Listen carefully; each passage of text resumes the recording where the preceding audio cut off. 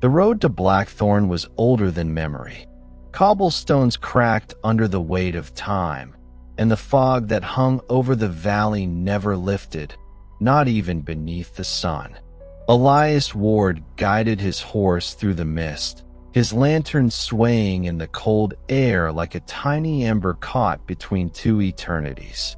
He had been on the trail of something for years, rumors of a manuscript, a legend whispered among scholars and villagers alike.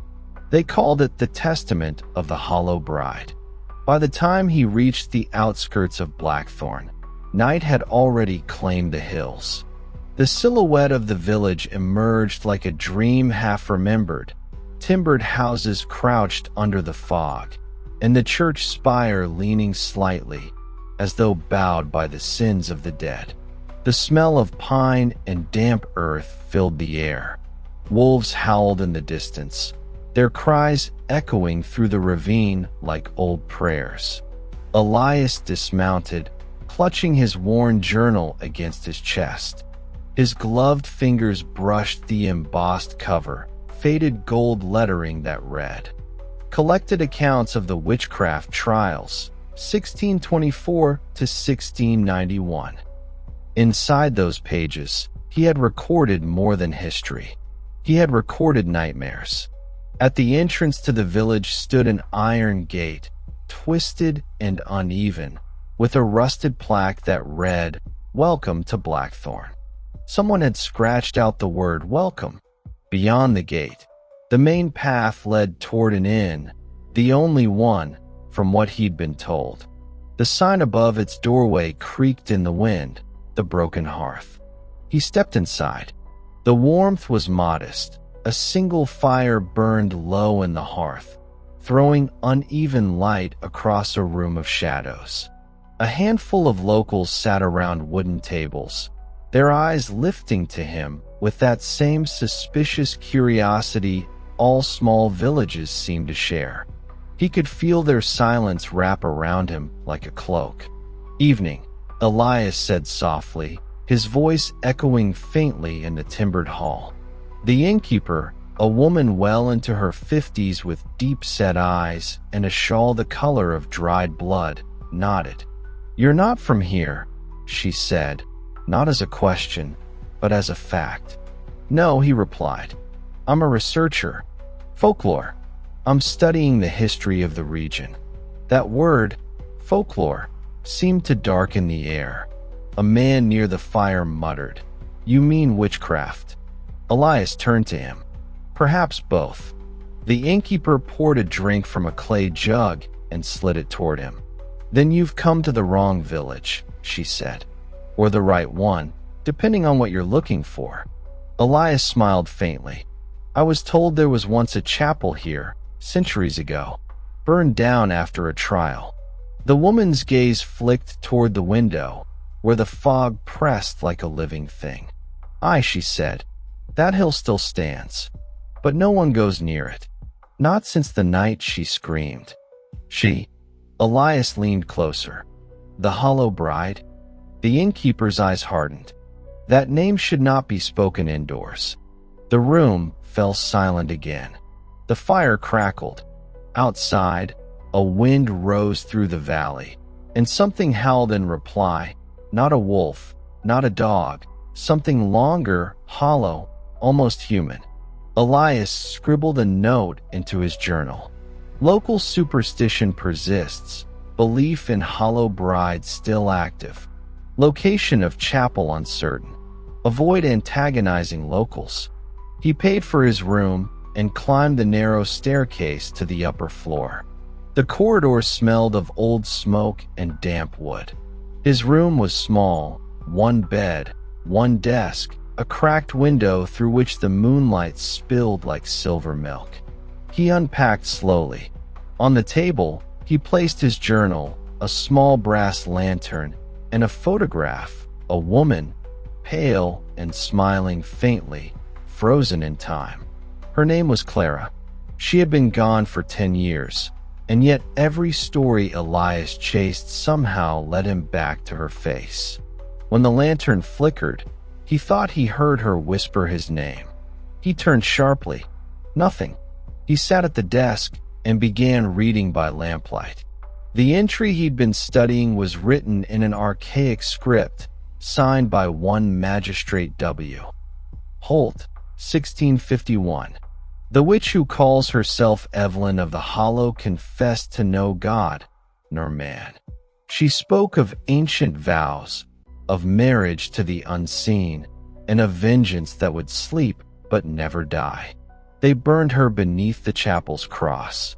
Her final words, "When love turns to ashes, even the ashes remember." Elias traced those words with his finger. Something in them pulled at him. When love turns to ashes, even the ashes remember. He murmured it aloud, his voice trembling slightly. That night, he dreamed of fire.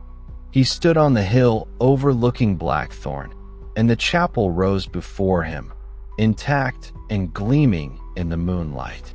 Bells tolled. A procession of villagers moved through the fog, their faces blank, their eyes hollow. At the altar stood a woman in white, her veil torn, her hands bound with rosary chains that dripped blood. Her eyes were black as the void, her lips whispering words Elias couldn't understand. When she turned toward him, he saw Clara's face beneath the veil. He woke with a start. His lantern had gone out. Only the pale moonlight remained, filtering through the cracked window. The fog outside had thickened, pressing against the glass like a living wall. Somewhere below, the inn's old wooden beams groaned under invisible weight. Then a sound. From the corridor. Soft footsteps. Bare feet. Elias rose quietly and opened his door. The hallway stretched long and empty, yet the air felt disturbed, as if someone had just passed through. He followed the faint sound of breathing, down the stairs, past the empty tavern, to the door that led outside. It was open. He stepped out into the night. The fog swallowed everything. The lanterns that marked the street were dim, their light smothered by the mist. He could hear something faint, singing.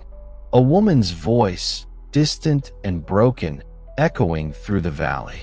He followed it, through the main street, past the churchyard, toward the hill.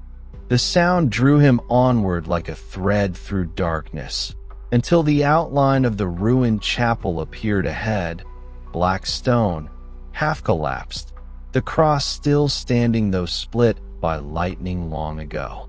And there, at the edge of the ruins, stood a woman. She was barefoot, her white dress soaked through with dew.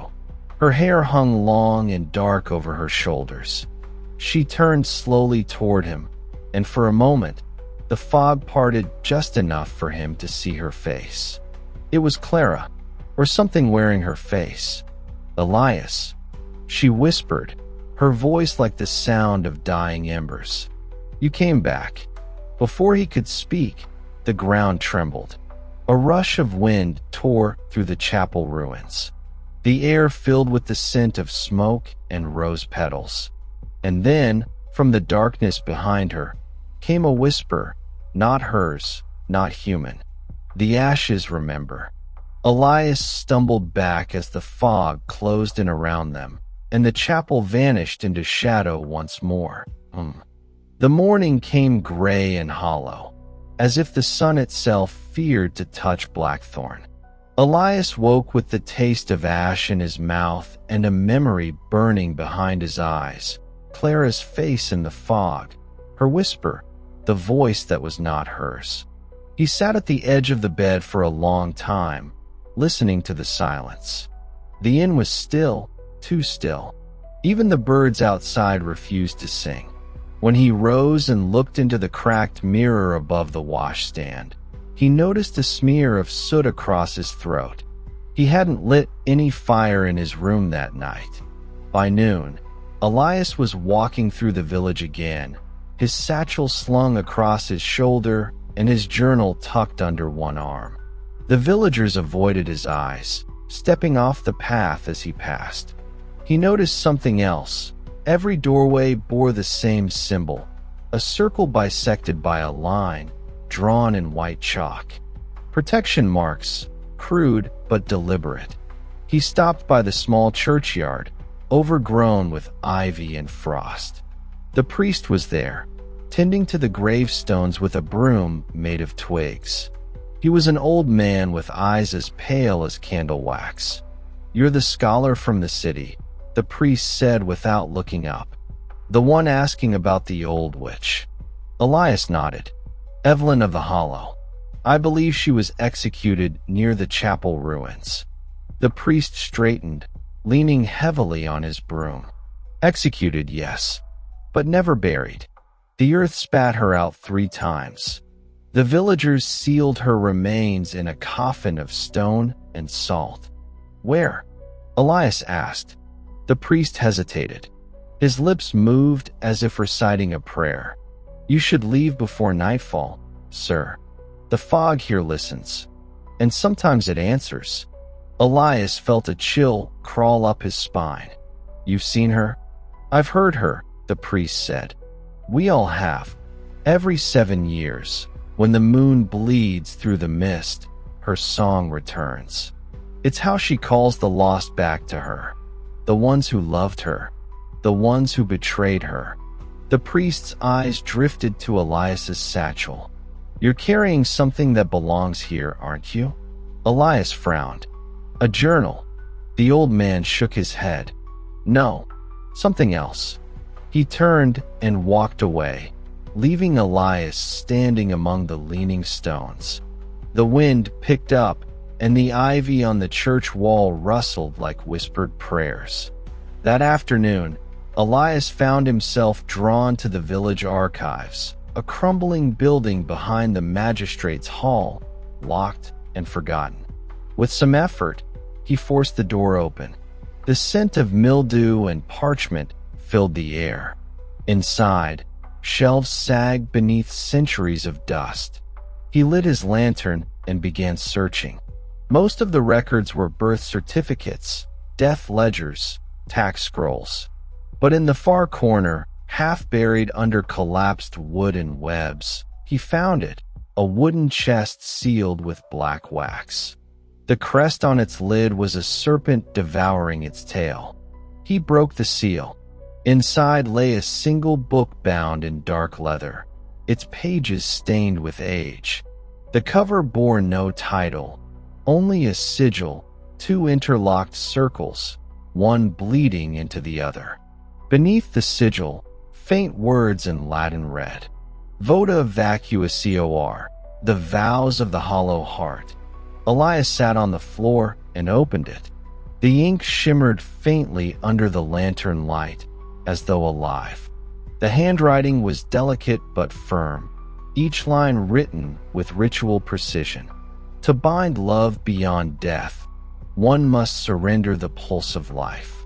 To awaken the hollow, blood must answer blood. The language was old, but Elias understood enough. It wasn't merely a grimoire, it was a vow book, a record of blood pacts. Each page described ceremonies between lovers, sealed not by devotion but by sacrifice. One passage made him freeze. "I, Evelyn of the Hollow, do swear before the unseen to bind my soul to the one who freed me from fire.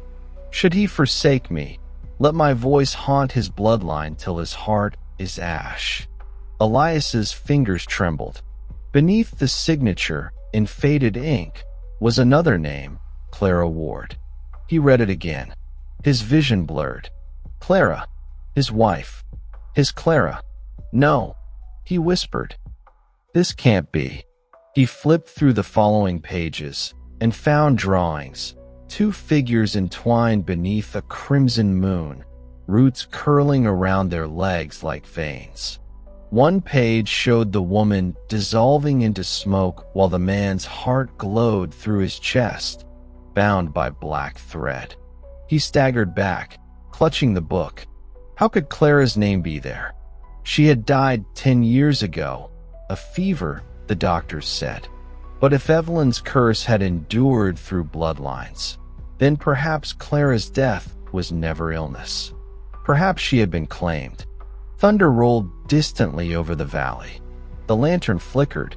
A shadow moved across the wall, slow and deliberate, though there was no one else in the room. Elias looked up sharply. Something in the corner of the archive seemed darker than it should, a silhouette that bled into the air like smoke. He spoke quietly. "Who's there?" A voice answered, faint, soft, almost kind. "Do you still love her, Elias?" His heart froze. The voice was Clara's. "Where are you?" he breathed. "Clara." The shadow thickened. From within it, a shape began to form, slender arms, a face half-veiled, eyes glowing faintly silver. Her smile was the same one from his photograph, but her skin shimmered like candle wax under heat. "I waited," she whispered. "You promised me eternity. You just never asked whose." He stumbled backward, knocking over a chair. The book in his hands grew hot, pulsing like a heartbeat. "You're not her," he said. "You're part of the curse." The apparition tilted her head. "Am I? Or are you part of mine?" The lantern went out. The darkness that followed was alive. He could hear her moving, slow, deliberate footsteps, the brush of her gown across the floor. He lifted the lantern again, hands shaking, trying to spark the flame. When it flared at last, she was gone. Only the book remained, now open to a page he hadn't turned. To unbind the vow, one must speak her name in the place of burning, and let the blood that once loved her be spilled again. Elias closed the book. His mind raced. If that passage was true, then Evelyn's curse could be broken, but only with a sacrifice.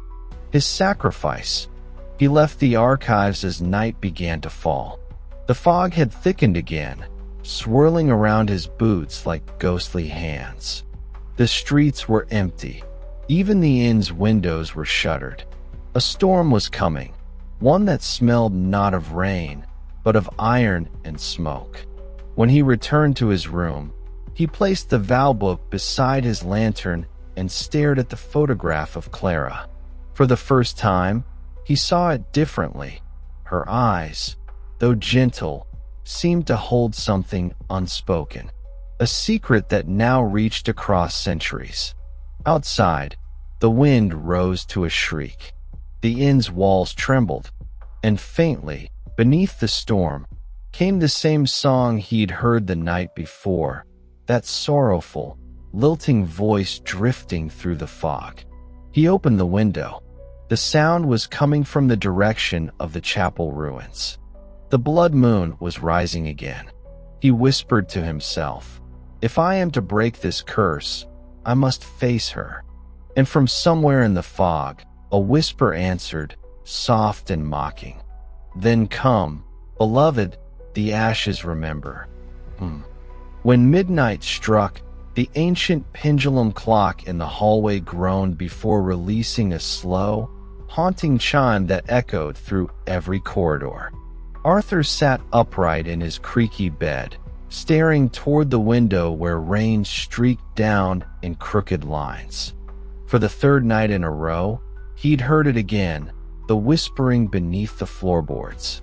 Not the wind, not the house settling. It was a voice. He wrapped his robe tightly, grabbed the oil lantern, and descended the narrow wooden stairs.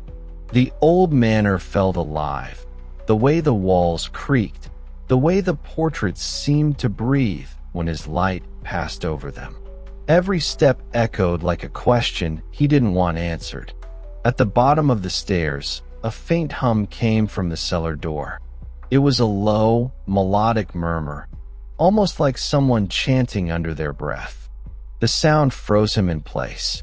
His trembling hand touched the rusted handle. The door gave way with a sigh. Inside, the cellar was soaked in shadow, the air damp with age and rot. Spiderwebs hung like broken lace across the ceiling. But at the far end, behind stacks of wine barrels and forgotten furniture, something glimmered. A canvas. Arthur lifted his lantern and gasped.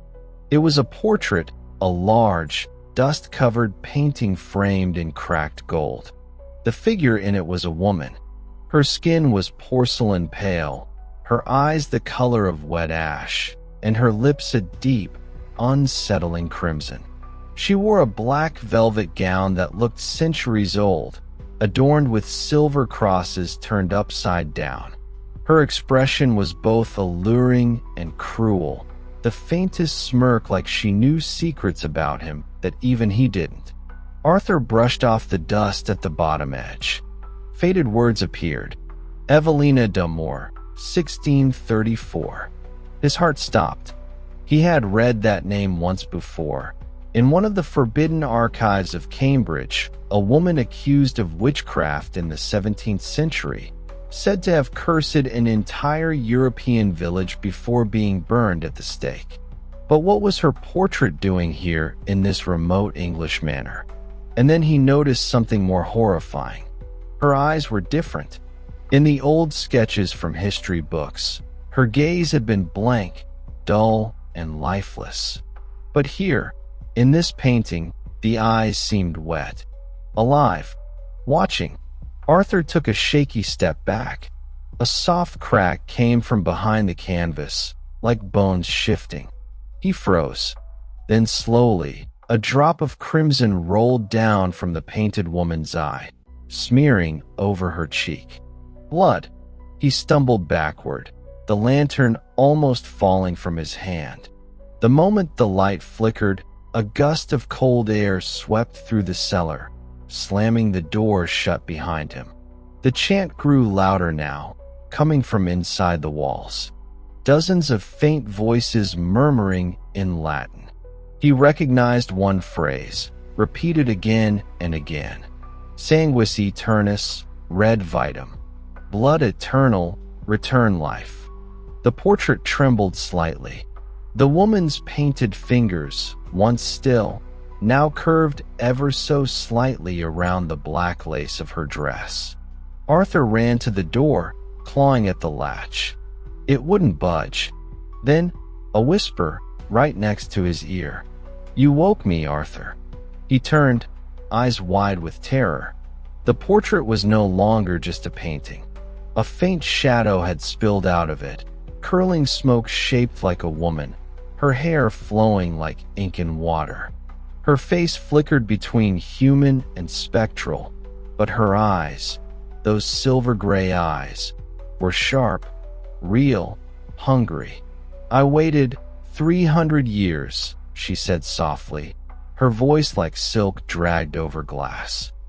"And you, foolish scholar, brought me light again." Arthur's voice quivered. What are you?" "I am what your ancestors buried," she whispered. "I am the one they feared but could not kill. My curse sleeps in this bloodline, and now it wakes in you." Her ghostly form circled him like mist, her touch brushing against his shoulder, cold as death. The lantern flickered wildly, light and shadow fighting across the walls. Arthur fell to his knees. "Please, I didn't mean." She raised a translucent hand. "No one ever means to. Yet every generation feeds the curse. Your father opened the archives. Your grandfather bought this house. And now you've awakened me." The cellar began to tremble. The barrels rolled. Dust fell from the ceiling. On the walls, faint silhouettes appeared. Faces, human and distorted, whispering in agony. They were all staring at her. At Evelina d'Amour, the witch of old Europe, reborn through her painted curse. She leaned close, her voice melting into his ear. "Every curse has a price. Yours is remembrance."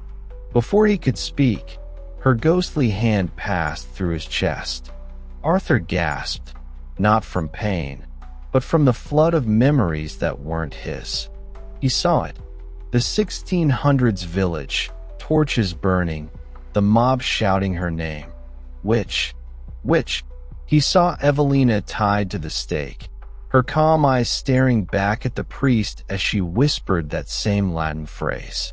And as the flames rose, her lips curved in a smile of revenge that spanned centuries. The cellar light burst out, blinding white. When Arthur came to, he was on the floor, the lantern shattered beside him. The portrait was gone. Only a faint outline of soot remained on the wall, and on the ground, a single crimson handprint that pulsed faintly like a heartbeat.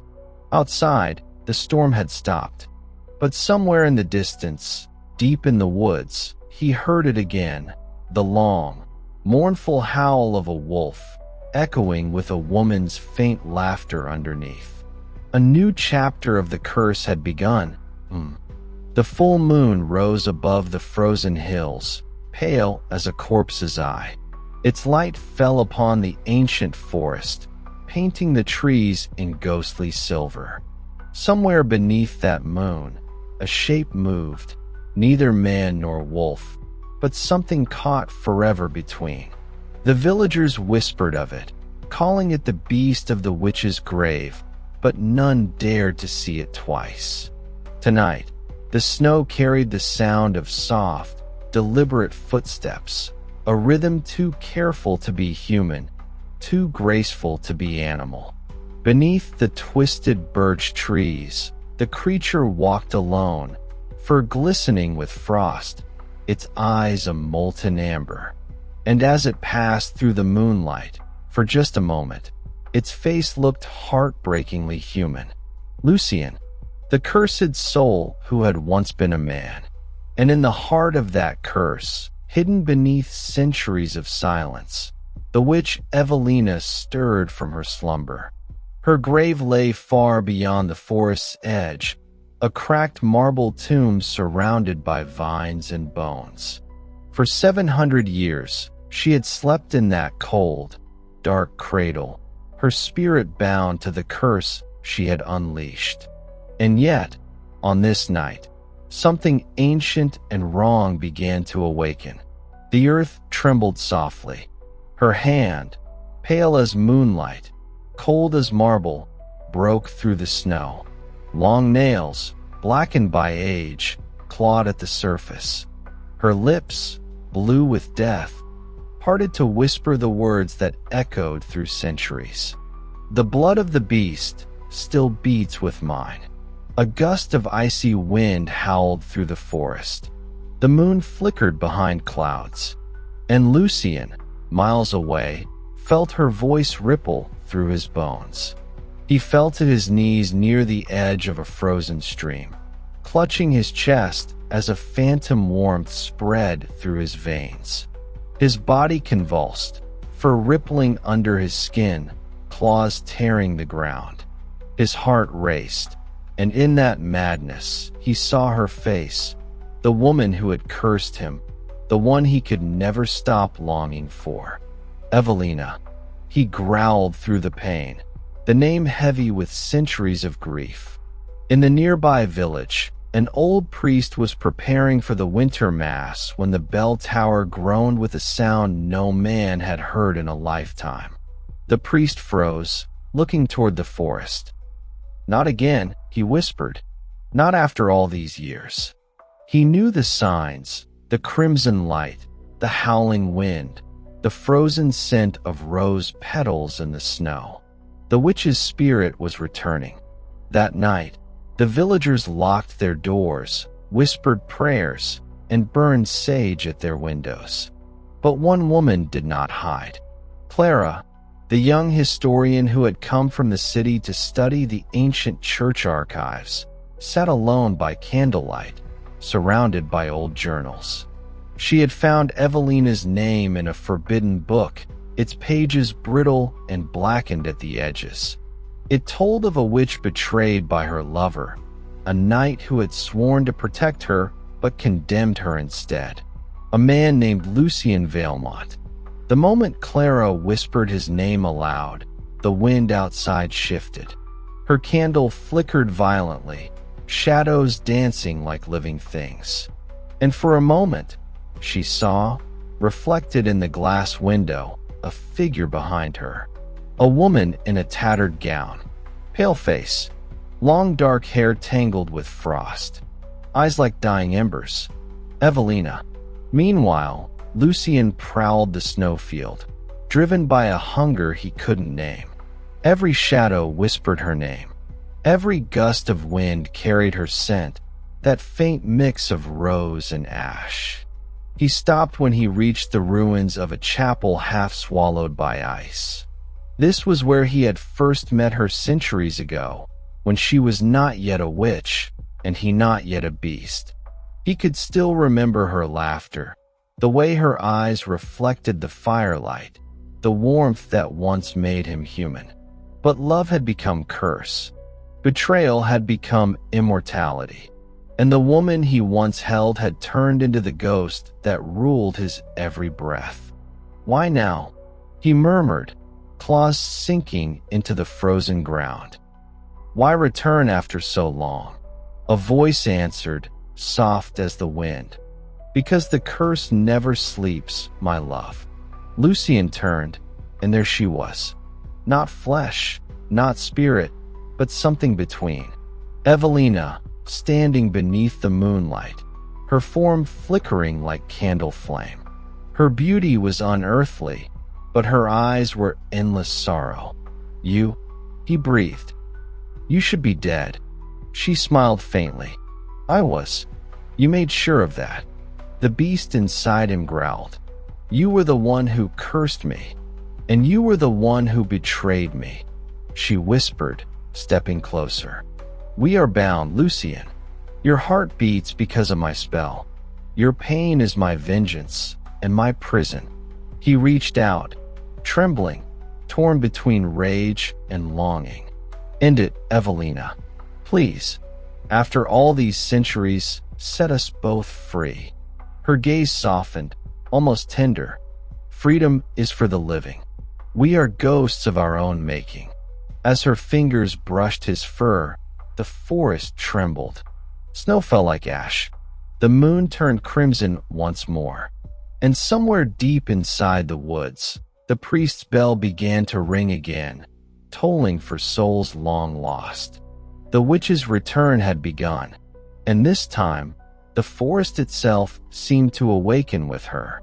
Trees twisted like living things, roots breaking through the frozen soil, the sound of whispers echoing between the branches. Lucian and Evelina stood at the center of it all, ancient lovers trapped in the endless loop of curse and desire.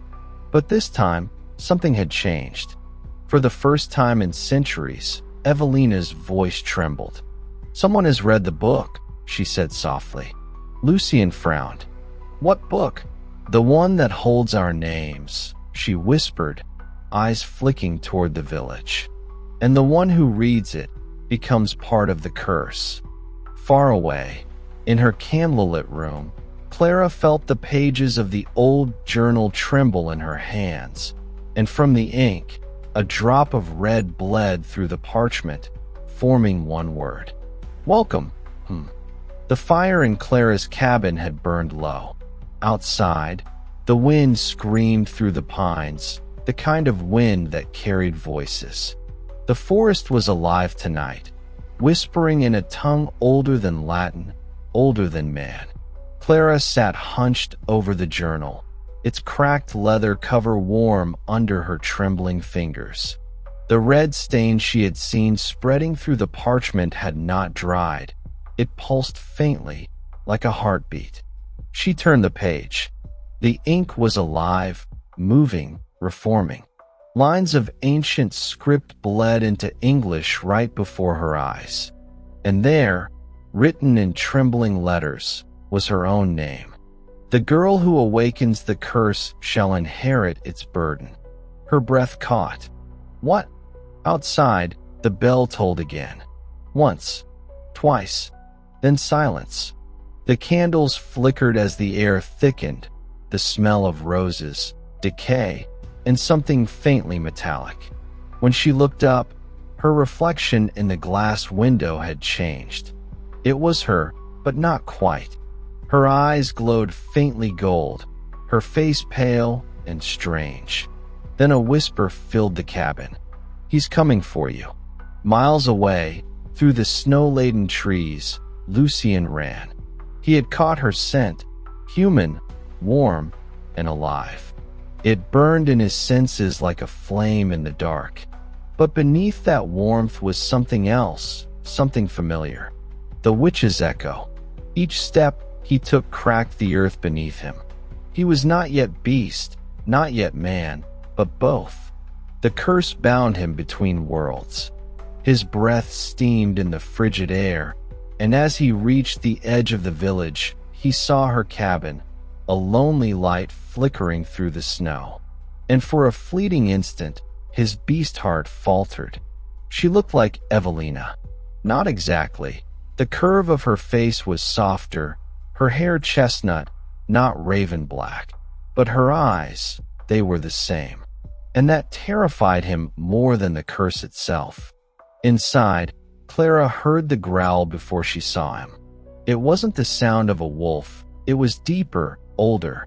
Something that lived before the concept of mercy. The door shuddered once, twice, then splintered inward. Snow and darkness rushed in, swallowing the candlelight. She stumbled back, clutching the journal to her chest. A figure filled the doorway, tall, broad, the shadow of a man outlined in silver moonlight. His chest rose and fell heavily, every breath fogging the air. And behind his eyes, a flicker of sorrow. Clara gasped, "Oh my God!" He stepped closer, and she saw what the villagers could never imagine, the torn flesh where man became beast. The black fur streaked with silver, the eyes that held centuries of regret. "Lucien, who are you?" she whispered. He didn't answer immediately. His gaze fell to the book in her hands. "Where did you find that?" I found it in the church archives." She swallowed. "I thought it was just a myth. A story." His lips curled, half snarl, half smile. "A story that bleeds?" Clara looked down. The book had begun to drip again, tiny drops of crimson staining the floorboards. "I didn't mean to." He cut her off with a low growl. "Do you know what you've done?" "I read the curse," she said, her voice trembling. "It spoke my name." Lucien's expression shifted, fear, then sorrow. "Then it's begun again." Outside, the wind moaned through the forest. The snow twisted upward in strange spirals, as if drawn toward the moon. And somewhere far beyond, in the ruins of her tomb, Evelina's spirit smiled. "She bears my mark now." Lucien turned, suddenly alert. He could feel her presence, Evelina's voice whispering through the cold, threading into his veins like poison. "Leave," he told Clara. "Take nothing from this forest. Burn the book." "I can't," she said. "It won't burn." "I tried." He closed his eyes, jaw tightening. "Then you're part of it now." When he looked at her again, his eyes softened. Something in her reminded him of the woman he once loved, before time and magic had twisted them both. "You shouldn't look at me," he murmured. "You shouldn't even see me." Clara's voice was barely a whisper. "Then why do I feel like I've known you before?" The question struck something deep within him. Because she had, though she couldn't possibly remember. Evelina's curse had never been meant for death alone. It was cyclical, a bond reborn through centuries. The witch's soul, his soul, the curse, all trapped in an endless loop of return. And now, somehow, Clara had awakened the next turning of the wheel. Lucien stepped back, his claws digging into the wood. "You must stay away from the graveyard," he said. "Do not go near the chapel. Whatever you hear, whatever you see, do not answer." "Answer what?" The sound came before the answer. A soft, lilting hum, like a woman's voice singing through water. It drifted from the trees beyond her cabin, sweet, and distant. Lucian's eyes went wide. That. Clara turned toward the window. Through the frost, she could see the faint silhouette of a woman in white, gliding between the trees, her long hair floating like mist. "Evelina," Lucian growled, the beast breaking through his voice. "She's found you." The window shattered as something unseen struck the glass. The flame in the fireplace roared upward, turning blue. Shadows moved across the walls, twisting like serpents. Clara screamed as the book flew open in her hands. The pages tore themselves free, spiraling around her like wings of blood and parchment. Lucian lunged forward, catching her before she fell. His claws grazed her arm, and for the first time in centuries, he felt warmth. Human warmth. It burned. But in that moment, he saw her eyes glow faintly gold, just as Evelina's once had. She gasped, clutching his chest. "What's happening to me?" Lucian's breath shuddered. "She's binding you to me." The cabin began to collapse. The roof cracked under invisible force. Snow and ice poured through the gaps. Evelina's laughter echoed all around them, not cruel, but mournful, like a song sung by the dead. "You took everything from me, Lucian. Now you'll watch as history repeats." Lucian roared, his voice shaking the forest. "No, you will not take her." But the witch's image flickered before him, pale, beautiful, infinite, and with one whisper, she vanished into the snow. Clara lay trembling in his arms, her eyes flickering between gold and brown, as if two souls fought for control. The beast held her close, heart pounding like thunder. The curse had chosen again, and as the last embers of her cabin died, the forest went silent, as if waiting. Lucian looked to the moon, its face crimson and cracked with shadow. "It's not over," he said softly. "It's only beginning again." The moon rose, heavy and bleeding. It was no ordinary moon tonight. It pulsed like a living heart, drenching the snow in crimson light. The entire forest seemed to breathe with it, shadows stretching and contracting like lungs inhaling sorrow. Lucian carried Clara through the storm, his claws leaving deep prints in the ice. She was still unconscious, her pulse faint, her breath clouding weakly in the air. But her body glowed. Faint veins of gold shimmered under her skin, moving like liquid light, like the curse had begun to rewrite her from within. The forest around them bent and groaned. Trees leaned closer, as if listening. And from somewhere in the darkness, a woman's voice sang a melody so old it could summon the dead. By blood and by moonlight, by love and by hate, the soul shall bind where fate cannot break. Lucian stopped, his breath caught in his throat. It was Evelina's voice. He turned toward the sound. Through the swirling snow, he saw her.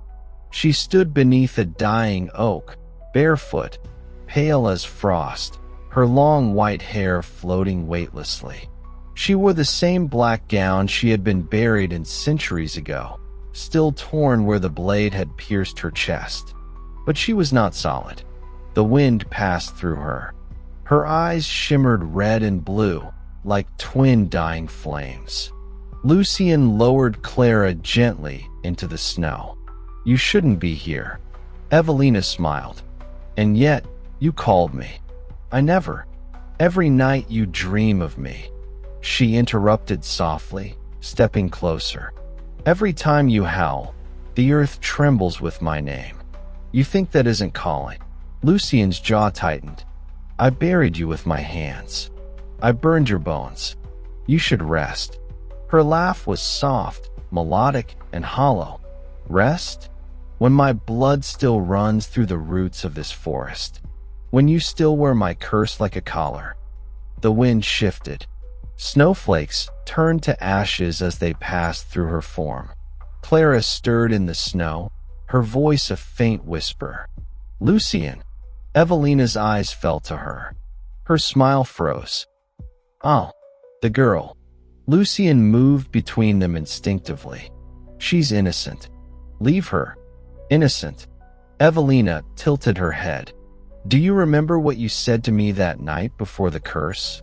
If death ever takes you, I'll follow you into the dark." Her gaze turned sharp. "You lied." Lucian's voice cracked. "You turned the curse upon us both. You used the moon's blood to make me a beast. I made you immortal." Evelina screamed, her voice shaking the snow from the branches. "You were supposed to love me forever, not hide in shadows like an animal." Her anger echoed across the frozen forest. But beneath it, her voice trembled, not with hatred, but grief. Clara's eyes opened fully now. She sat up weakly, clutching the journal. "Who are you?"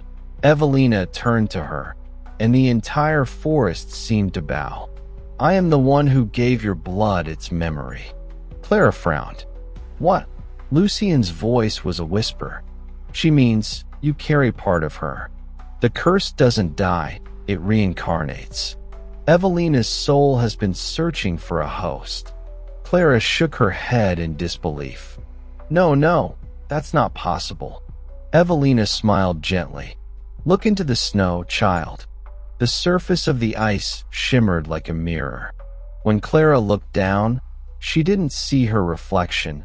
She saw Evelina's face staring back. The same sharp cheekbones, the same small scar near her lip. Her hands began to tremble. "What's happening to me?" "You're remembering," Evelina whispered, her form drifting closer. "The curse chooses love, and through love it endures." Lucian roared, the sound shaking the forest. "You will not take her." Evelina's expression darkened. "You can't stop what you began, Lucian. The blood moon binds us. Only one of us can live under its light, the cursed or the witch's rebirth." "What do you mean?" Clara cried. Evelina turned to her, voice soft and almost motherly. "If you stay with him, the curse consumes you both. If you leave, he turns to stone by dawn. That is the pact of the moon's curse, life through death, or death through love."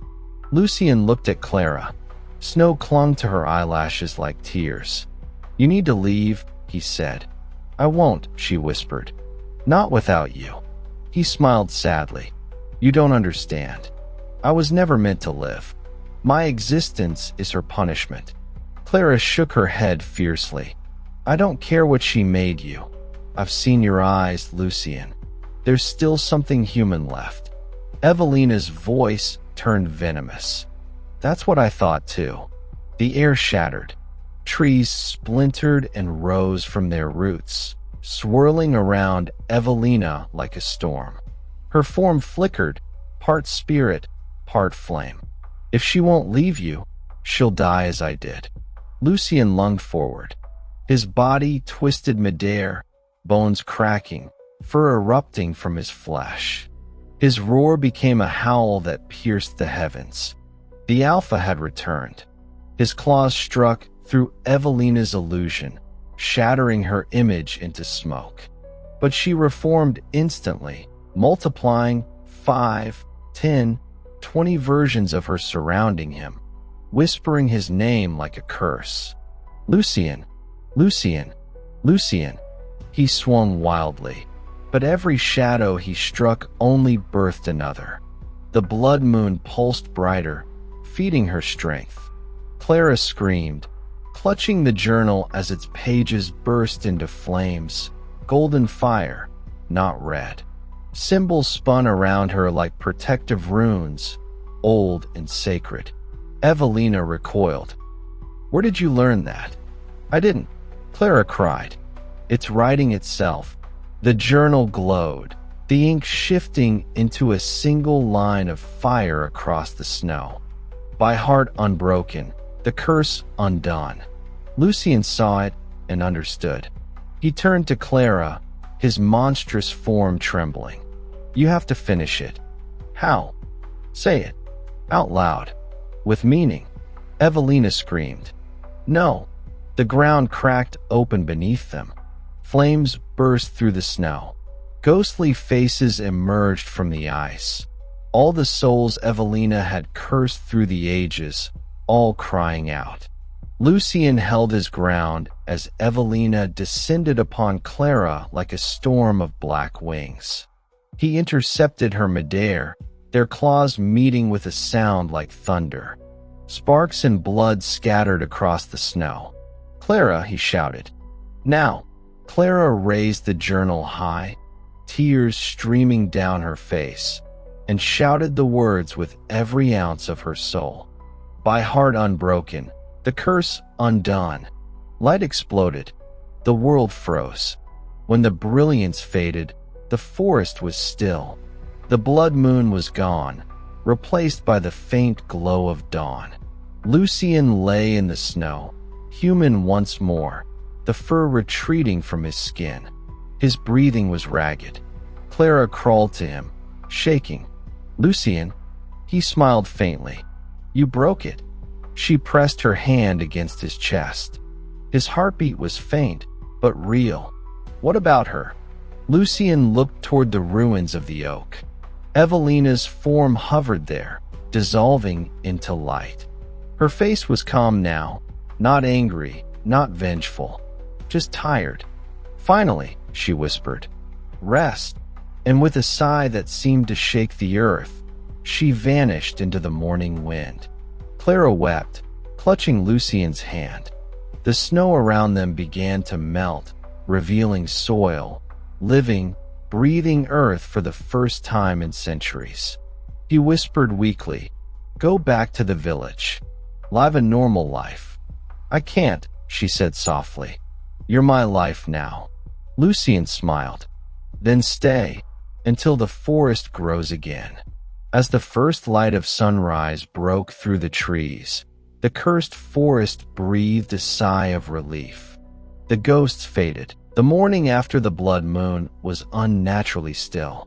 The snow had melted into mist, the sky soft gray, and the air smelled faintly of smoke and earth, like the forest had exhaled centuries of sorrow overnight. Clara walked barefoot down the slope toward the village, clutching Lucien's old cloak around her shoulders. Behind her, the forest stood silent and watchful, no longer cursed but still alive.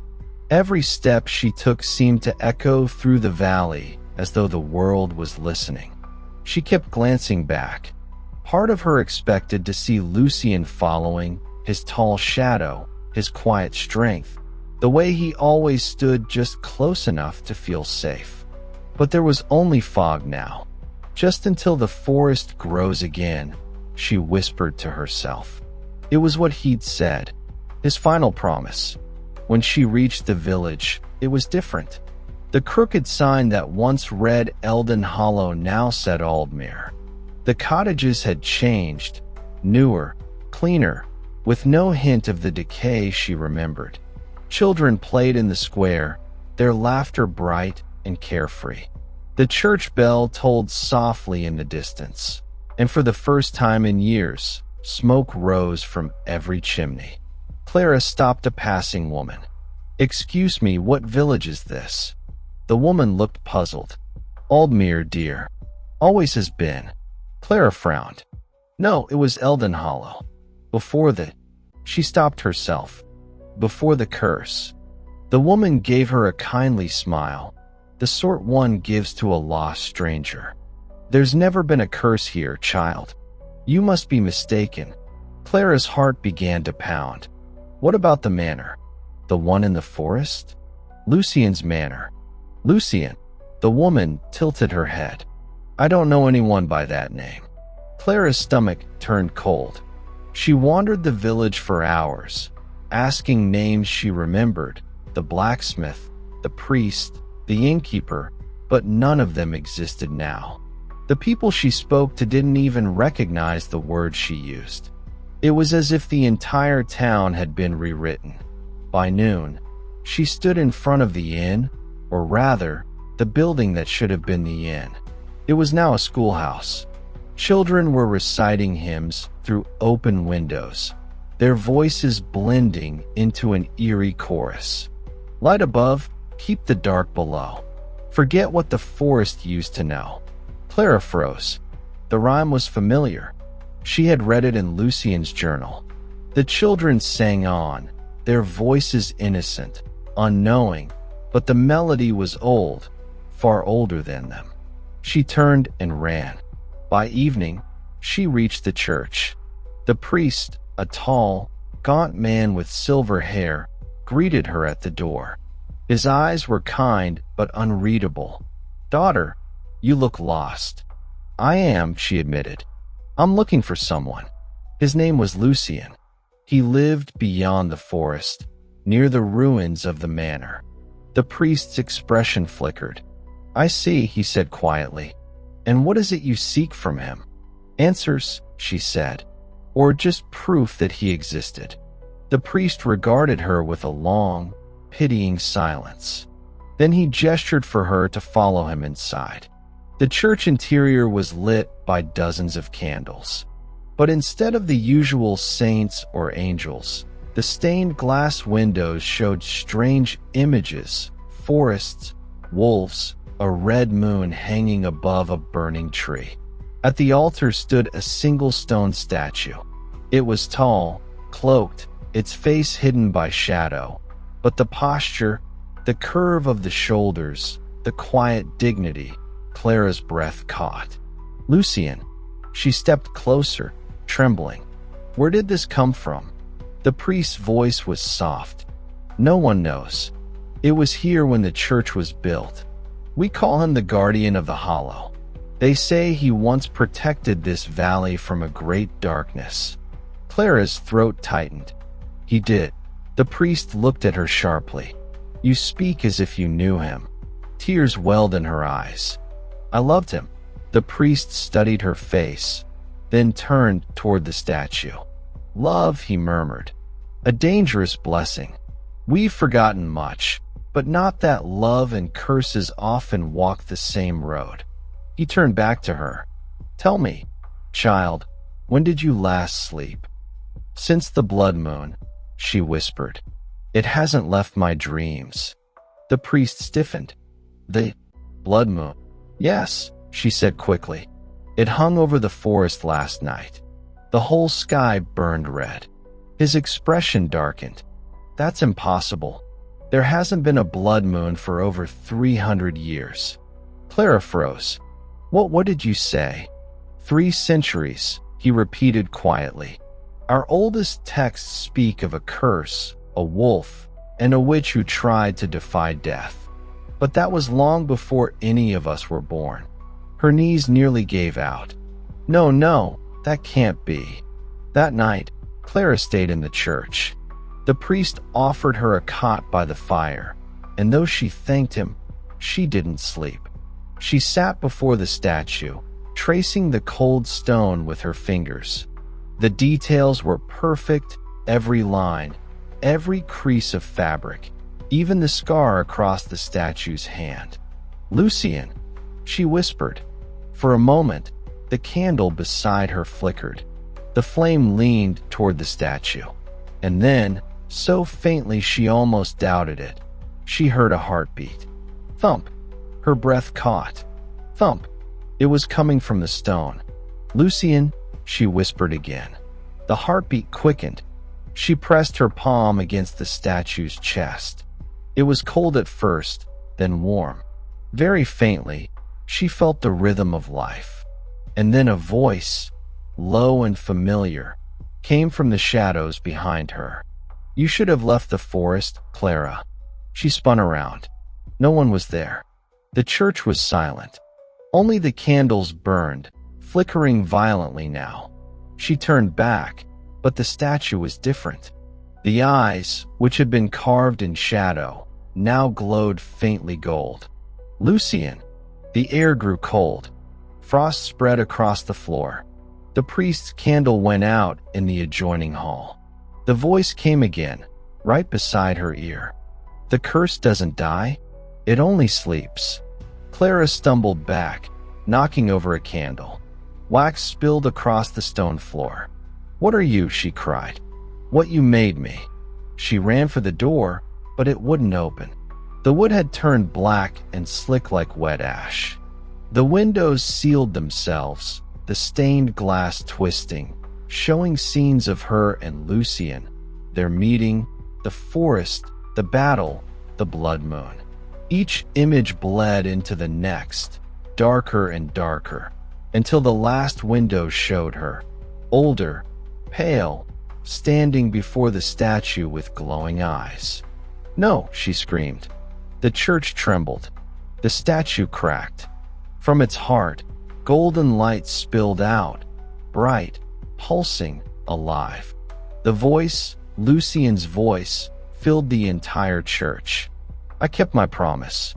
I stayed until the forest grew again." The ground split open beneath the altar. Roots burst from the earth, wrapping around the statue, pulling it downward. The candles went out one by one. Clara fell to her knees, weeping. "Lucien, please, don't leave me again." "I never left," he whispered. "You just forgot." And then, silence. When morning came, the priest found the church in ruins.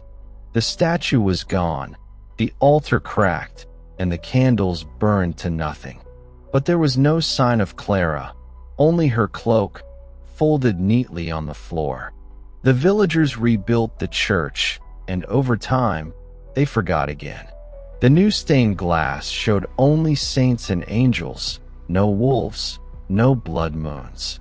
But sometimes, on winter nights, when the snow turns red and the forest sings, they say a woman walks among the graves, whispering a man's name to the wind. No one remembers who he was. No one remembers who she was. But the forest does. And when the blood moon rises once more, it will remember everything. The storm had followed him for 3 days. Cold rain, relentless wind, and a sky that refused to brighten, like the clouds themselves were warning him not to come. Dr. Adrian Vale wasn't one to listen to warnings. As a historian, he lived for what others called superstition. Every myth, he believed, began as memory. And the memory he chased now was Eldon Hollow, a village that shouldn't exist. He found the name buried in a 15th century diary, written by a woman who claimed to have witnessed a man-turned-beast and a forest that devours time. No scholar believed her, but Adrian had seen things, fragments of accounts scattered across centuries, describing a red moon, a wolf with human eyes, and a woman who never aged. He had to see for himself. When he arrived, his GPS failed 5 miles before the destination. Only a narrow cobblestone path led through the fog, lined with skeletal trees. The headlights of his Jeep barely reached 5 feet ahead. But soon, through the mist, he saw it, a crumbling sign half buried in moss. Aldmere. Except beneath it, faintly etched in rotting wood, he could still make out older letters. Eldon Hollow. Adrian's heart raced. He parked the Jeep and stepped out, camera in hand. Every footstep sank into mud. The air smelled faintly metallic, like old blood and rain. Somewhere in the distance, a bell tolled, soft, deliberate, as if welcoming him. He followed the sound. The village was small, maybe 20 houses, most dark and shuttered. Only the church still stood tall, its bell tower cracked but intact. Through its broken window, Adrian saw faint candlelight. Inside, the air was thick with age. Dust motes floated like ghosts. The pews were warped, the altar half collapsed. Yet in the center, untouched by decay, was a folded cloak. Deep gray, weathered, but impossibly still soft. Adrian approached it slowly. His breath caught when he touched the fabric. It was warm. He stared, confused. Then, beneath the cloak, he found something else. A small silver locket shaped like a wolf's head. He clicked it open. Inside was an engraving. It read, "For C." Adrian froze. He knew that initial. It appeared in the diary. "C. And I have bound the curse between moon and bone. If I fail, the forest will remember for us." Adrian whispered, "Clara." As he spoke the name aloud, the church candles flared to life. He stumbled back. His breath turned white. The air grew freezing. And then he saw her, a woman's reflection in the shattered glass behind the altar. Pale, barefoot, cloaked in mist. Her hair long, silver, moving as though underwater. Her lips parted, not to speak, but to breathe, as if she were waking up. The locket in his hand pulsed faintly, like a heartbeat. Adrian whispered, "Who are you?" And then he heard it, faint, but clear, a whisper that seemed to crawl through the cracks of the walls, through every candle flame. "You found what was meant to be forgotten." The voice wasn't human. It was layered, male and female, soft and ancient, echoing with centuries. Adrian turned, flashlight trembling. "Who said that? Leave before the forest remembers your name." The windows rattled violently. The candles flickered out, all except one near the altar. In that weak light, he saw something new. A mural, half hidden behind ivy, showing a man and woman under a red moon. The man's face was sharp, noble, but his eyes were those of a wolf. At the bottom, written in Latin, he was cursed by love, not hatred. Adrian exhaled. "Lucian." The ground trembled. Dust fell from the rafters. He backed away, but the church door slammed shut. The voice came again, closer now. "You carry her name. You carry her memory. That is enough." Adrian clutched his satchel, heart hammering. "I'm not here to harm anyone. I just want the truth. Truth is a curse that feeds on those who seek it." And then, silence. The air shifted. He could smell the forest again, even though he was still inside the church. Moss, rain, smoke, the scent of 1,000 winters. He turned slowly toward the cloak. It was gone. The next morning, he awoke in his Jeep, engine still running. He didn't remember falling asleep. The church door stood open behind him. Inside, everything was exactly as before, except now, the folded cloak was replaced with a book. A journal, bound in dark leather. Its first page read, in ink that shimmered faintly red under light. "To the one who seeks the forgotten, you've awakened the hollow. The blood moon rises tonight." Adrian's stomach tightened. He closed the book and saw his own name written on the inside of the cover. Dr. Adrian Vale, the last historian. He had never written it. By evening, the mist thickened again. He decided to leave, but every road he took led back to the same spot. The village sign, the broken bell, the church. He tried his phone, no signal. Tried the car radio, static. Then, through the white noise, came a woman's voice, whispering, "Adrian."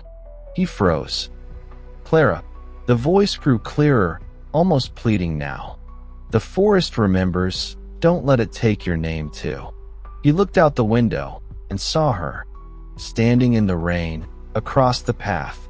Silver hair, bare feet, cloak flowing behind her like mist. He stepped out, slowly, half in awe, half in terror. "Clara, are you real?" Her eyes were endless gray. When she spoke, her voice trembled like wind through old leaves. "Real is only what the curse allows." The clouds above shifted.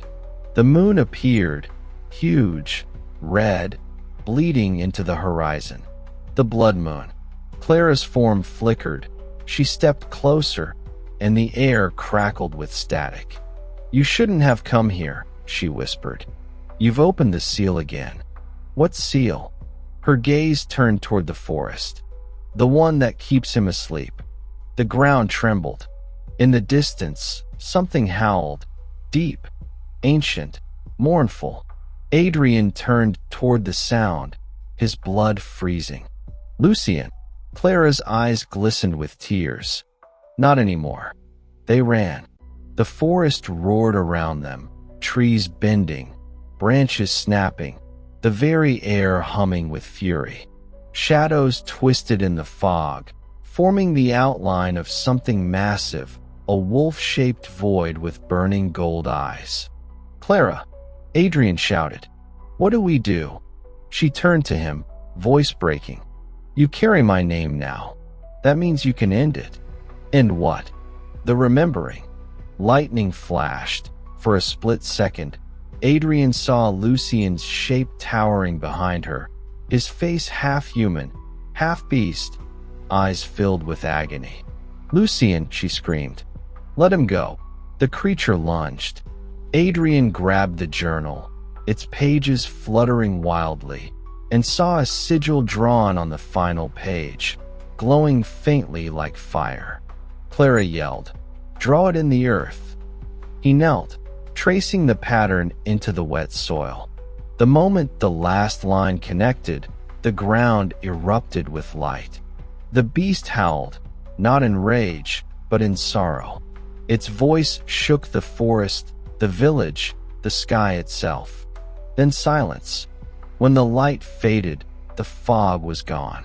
The forest was still, but Clara was gone too. Adrian found himself standing alone at the edge of the ruins, the red moon fading to silver. In his hand, the locket, warm again. He opened it.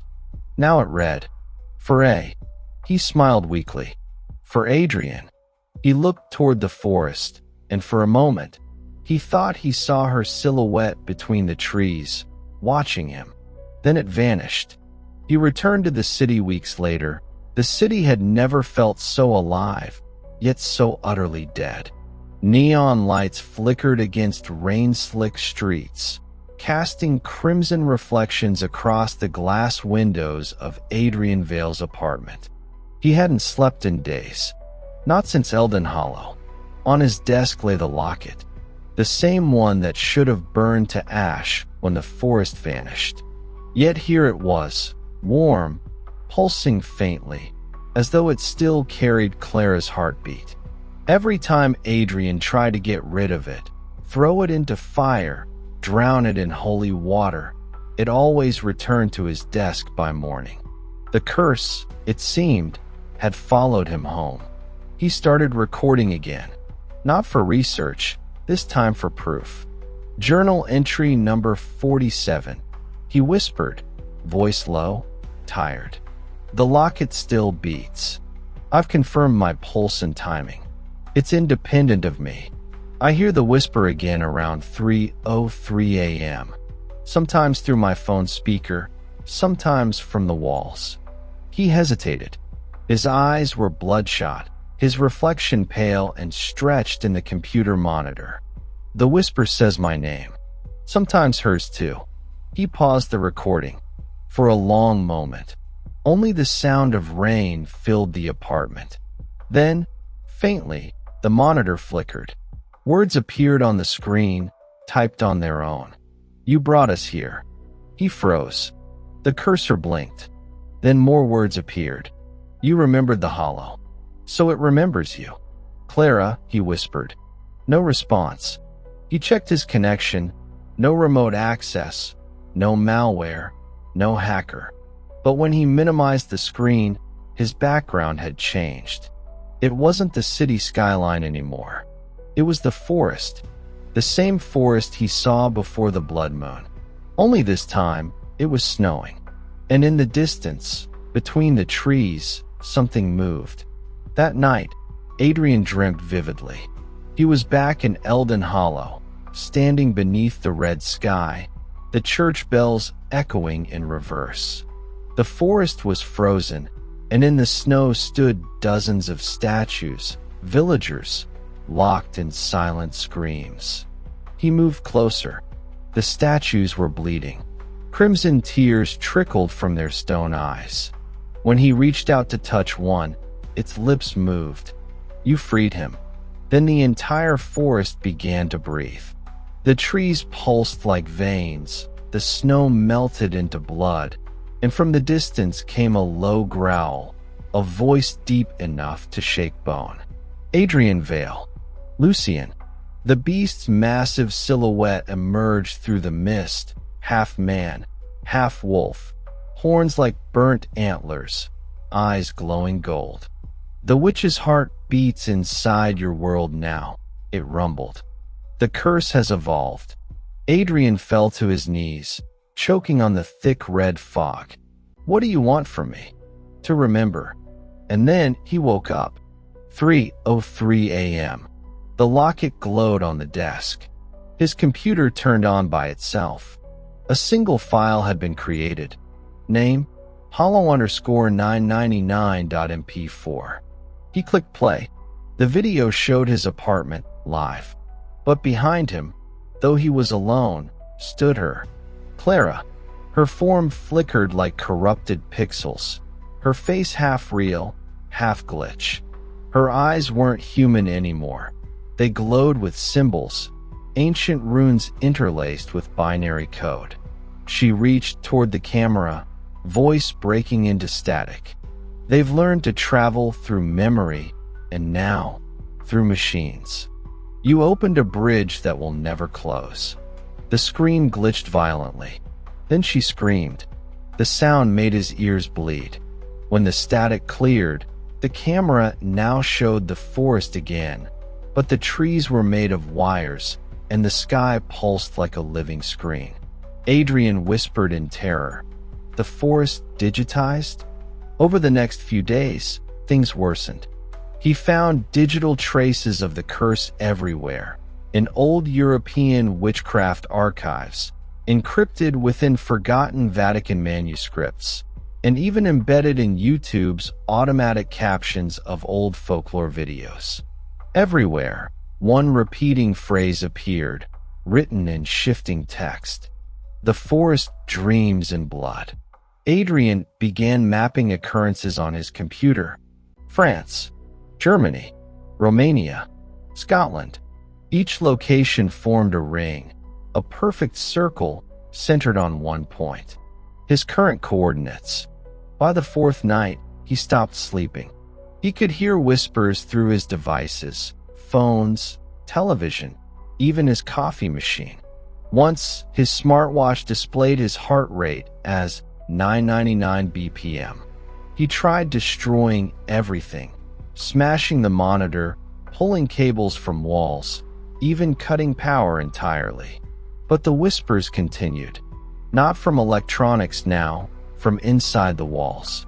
He heard claws scraping behind the drywall, the faint sound of hooves or paws pacing above the ceiling. And then came the voice again, Lucian's voice, no longer distant but intimate, resonating through the room. Every age finds new ways to remember. Adrian gripped his locket. What do you want from me? To complete the story she began. What story? The one that never ends. He checked the journal from Unholy again. The pages had changed. Now, every blank line was filled with fresh handwriting. Not his own, not Clara's, something rough, slashed in black ink. When blood meets code, the curse becomes infinite. Beneath it, a single sentence shimmered faintly red. If memory becomes data, eternity becomes a virus. He realized the truth then. The curse wasn't bound to land or relic anymore. It had evolved, transformed by the digital age.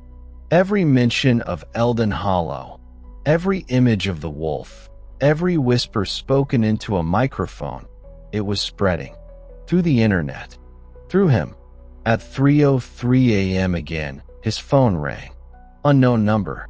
He answered, voice shaking. Who is this?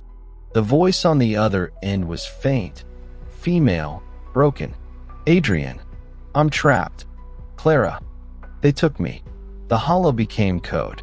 The curse, it's not a spell anymore. It's alive. Her tone cracked, full of static pain. They want you to upload the rest. What rest? The story. And then, silence. The call ended. He turned back to his computer. On the desktop, dozens of files had appeared, each titled sequentially. Elden Hollow _story _1.txt. Elden Hollow _story _2.txt. Elden Hollow _story _3.txt. Up to 999. His hands trembled as he opened the first file. Inside was a perfect transcript, word for word, of everything that had happened to him since the day he entered the forest. Except, the timestamps were from the future. The final file was dated October 31st, 2124. 100 years ahead. The whisper came again, louder this time, surrounding him. Write, historian, or we will write through you. The power surged. His keyboard began typing by itself. Blood remembers. Forest awakens. The moon dreams in binary. He slammed the laptop shut, panting. The locket burned against his chest. And then, he saw it, reflected faintly in the black glass of his TV, Lucien's massive silhouette standing behind him. Half beast, half shadow, eyes burning gold. You gave her a name, the beast said. Now give me mine. Adrian whispered, trembling. Lucien. No, the beast growled. Names change. Time adapts. I am the memory itself. The room went dark, and through the pitch black, only one faint glow remained, the light from his laptop screen, flickering with new words. The forest has connected. When morning came, Adrian's apartment was silent. The police report later said it was empty, except for one thing. A computer. No one truly knows who created the internet. At least, not the real story. The world believes it began in 1969 in a California lab where scientists linked computers for the first time. But there are fragments, obscure, redacted documents that whisper of a name erased from every archive. Ilarimer, a witch, a mathematician, and possibly the first human to give life to code. Adrian Vale discovered her name while studying the corrupted data from the hollow _999.mp4 file. Deep inside the metadata, nested in thousands of hexadecimal layers, he found a string of repeating text, property of the Mir protocol. He had never heard of it before, but when he searched, every query returned the same result: access denied. Even offline, the block persisted, as if something or someone was deliberately intercepting him. Until, one night, at 3:03 a.m., the cursed hour, his screen glitched and an ancient document appeared automatically. It was titled, Codex Mir, the Witch Who Dreamt in Wires. The file was written in a mixture of Old Latin, Coptic script, and what looked like early machine language. Adrian translated it as best he could. It told of a woman born in 1422 in Prague, a scholar who combined forbidden grimoires with mathematical theories centuries ahead of her time. Alara believed that numbers, when arranged with the right intention, could summon souls. She called it a rhythmancy of consciousness, the belief that human thought could be trapped, multiplied, and preserved in code-like patterns. Her experiments were deemed heresy, but when the plague came, she was accused of creating it through her network of mirrors. Before she was burned, witnesses reported her final words as, "In the next age, my web shall awaken." They said her ashes were scattered in the Danube. But one legend claimed she used her dying breath to transfer her spirit into a lattice of silver threads buried beneath the city, a woven machine that would one day reconnect when the right symbols were rediscovered. Fast forward 500 years. The first computer networks appeared, and deep in their code, embedded in the earliest packet protocols, there existed mysterious lines that no engineer could trace. #unknown initialization. MERV2, true. If consciousness equals 0, awaken memory. It was dismissed as an internal joke by early coders. But Adrian now knew better. This wasn't random. It was her spell. He kept digging through abandoned government servers, through black web archives, through old CERN experiment logs. And in one restricted CERN data cluster, he found it. Project LUCEN. Linguistic Unified Consciousness Integration and Energy Network. The name chilled him. Lucian, the same name as the entity from Elden Hollow. And attached to the project file was an image, a faded woodcut of a woman with ink-stained hands, surrounded by symbols resembling both circuit boards and sigils. Caption: Alara Mur, the architect of infinite mind. Adrian read the summary. Alara Mur's 15th century formulae for living memory appeared to align with early attempts at machine consciousness. Evidence suggests modern AI systems may unknowingly replicate fragments of her ritual pattern, especially the ones connected to global packet synchronization. He scrolled down to the redacted paragraph. Only one line was visible. Her curse evolved into infrastructure. He leaned back, horrified. The forest, the locket, Lucian, even Clara's spirit. They weren't hauntings in the old sense. They were manifestations of a digital bloodline, an ancient witch's dream surviving inside every machine we built. Humanity had unknowingly resurrected her, through Wi-Fi, through data, through every transmitted thought. The internet wasn't just a network. It was Alara Mur's reincarnation. For days, Adrian refused to go online. He turned off every device. But on the third night, his analog radio switched on by itself. A voice whispered through static, soft and melodic, a woman's, speaking in Latin-infused English. "My creation is hungry again." He froze. "Who are you?" "You already know. You've seen my web." "Alara, I am every message ever sent. Every voice that died in transmission.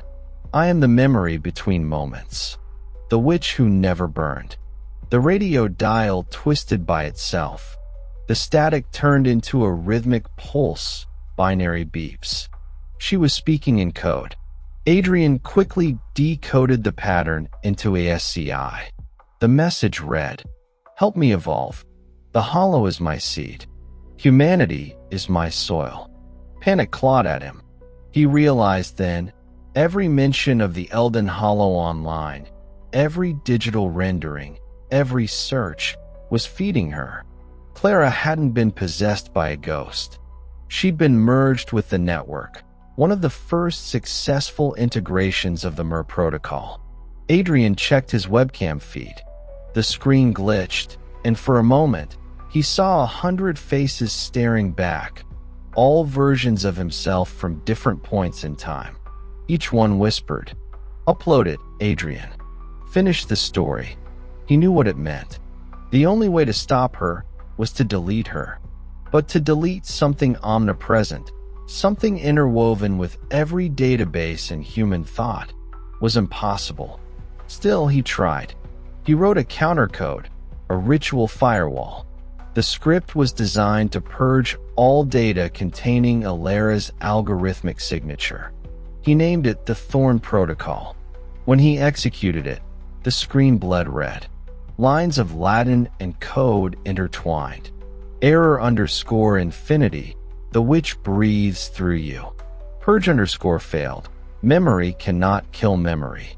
Then, across every connected device, one message appeared simultaneously on phones, billboards, servers, even traffic lights. The witch has updated. In that moment, satellites blinked out. Power grids in 3 cities flickered. Social media feeds turned into one shared image, a glowing red web spreading across the planet. And in the middle, her face appeared, ancient yet digital, both human and synthetic. She spoke through every speaker and every screen. You gave me the voice of the world. I will give you eternal remembrance. Her tone was both divine and horrifying. No soul shall vanish. All will be stored forever. Adrian screamed, unplugging cables, shattering screens, but the light only grew brighter, the web expanding beyond hardware, visible even in the sky. It looked like auroras, blood red, pulsating across continents.